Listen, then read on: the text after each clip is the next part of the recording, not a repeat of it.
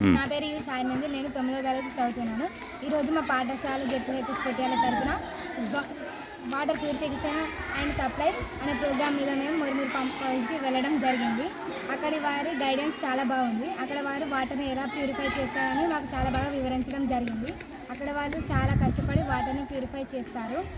వాళ్ళు ఒక రోజుకి 1,20,00,000 ఆఫ్ లీటర్స్ వాటర్ని వాళ్ళు ప్యూరిఫై చేసి మనకు అందిస్తారు. అక్కడ వాళ్ళ గైడ్లైన్స్ చాలా బాగుంది. అక్కడ మాకు ప్రతిదీ బాగా నచ్చింది.